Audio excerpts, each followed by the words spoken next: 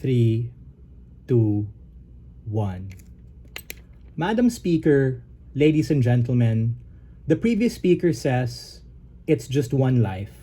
And that's exactly the utilitarian calculus and lens we want to challenge coming from closing opposition, to say that one life, knowing that they're suffering, knowing that they've been beheaded, knowing that they're in some unmarked grave, is precisely why we're able to allow people to mourn their dead and make people really challenge the lens of war.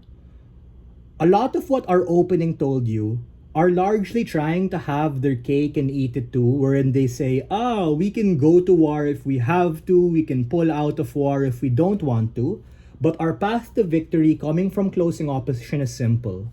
We tell you that wars are bad, wars kill people, wars hurt the economy and society, and even if you have so much of these benefits that opening talked about the military-industrial complex and all that, we reject those because every bad thing we have in America is precisely because of these forever wars they've locked and entrenched themselves in. Before I move on to my extension, a couple of responses towards the immediate previous speaker and on government side in general. Firstly, member of government talked about how there are other journalists in status quo and the nuances to content produced by terrorists themselves. Yes, they're correct in their attempt to nuancing it to content produced by terrorists, but that's kind of dismissive to what opening up already told you about how current journalists in traditional media tend to be controlled by the military-industrial complex or whoever president is sitting there. What that means is you have the inability to really understand what's happening when you only have one source of news, no matter how legit they want to portray them to be. Even if traditional media coverage were fully perfect to be able to access information, there is some strategic value to knowing what these terrorists are simply because of the proximity to the problem, meaning you get it straight from the source, as opposed to being dependent on having boots on the ground with body cams and shit storming a camp. You're able to see what's happening inside that camp at the point in which you're able to say, hey, we now know where these people are. We can use every capacity and technology that the West and other states have given to us to be able to be preventive and mature. Because on their side, they're super duper reactionary. They're just gonna react when something happens already. And we think that's exactly where you get more hysteria, ladies and gentlemen. That flips what we get from opening government at the point in which on both sides people are hysteria and angry and freaking out, but at least we have some shot to prevent it from happening. Meaning we agree with our opening. There are times where you have to negotiate with terrorists, but if MG wants to say that terrorists can lie, we can lie too. Entrapment, ladies and gentlemen. We can give them this illusion of control and think that they're broadcasting their ideology, but we use that to be able to launch a precision strike and raid, similar to what we saw in Iraq, in Afghanistan, and in Somalia, when we were able to crack down on Saddam Hussein, on Osama bin Laden, on all of these particular leaders. And the tipping point here was when we allowed information, when we brought them to the table and made them think that we're listening to them, is exactly the point in which we can wreck them and screw them over. Sure, I'll take a POI, MG.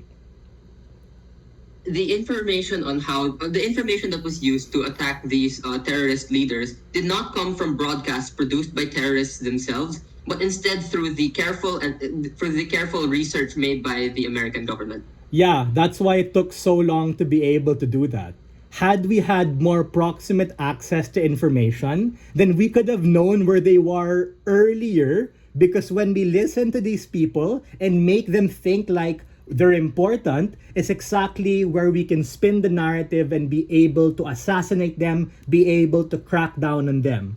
Yes, what you're saying is true, but it happens longer, and on our side, we're able to do that shorter when we have a plurality of information. MG also tells us that We escalate conflict when you perpetuate these harmful ideologies, because if we choose to pay terrorists, we fund their campaign, or if we choose to send more boots on the ground, we harm more people. But these are the very nuances to war that we need to think about, as opposed to like relying solely based on the traditional media outlets. Because as what you said, it takes a lot of time to be able to know what's happening. But we already had access to all of what these people wanted for far too long. The West was just being a dick about it when they were like, we won't negotiate with terrorists, they're the bad guys. But what I'm telling you is that the point in which we're able to negotiate is the point in which we're able to sell lives. Why exactly is that the case? We can get better discourse on our side, and people are able to make a more strategic calculus. And this is a vertical extension of what opening told you, because Joseph 1 and Joseph 2 hinted at discourse, but they didn't tell you how exactly it happens. We on Closing Opposition tell you that we avoid war when we do not get into it because it's just particularly bad. We reject that Kool-Aid they tell you about saying there are some wars going into. That's just some soft bullshit that the military-industrial complex tells you. But in reality, ladies and gentlemen, wars are bad, and we're able to end them quicker and crack down on what's happening at the point in which we have a plurality of information. How exactly does that happen? And let me break down and fill in the missing middle analysis to the discourse argument that opening tried to launch but forgot because they had the Iron Man and probably had too much material to have to explain. It's very simple. Even if people are exposed to, as what government says, toxic or harmful or bad ideologies, that's where you shatter the monolith, because in status quo, people think they have perfect information from what happens because they watch the news. But as what we've seen time and time again, these tend to be flawed, these tend to be uncertain, and ultimately, we really need a plurality of information to make a sound judgment about being able to say, hey, we want to be able to get out of this war because people are dying, our sons, our fathers, our grandsons are ultimately being able to be harmed. Ultimately, with that said, Closing Opposition is very proud to take this debate.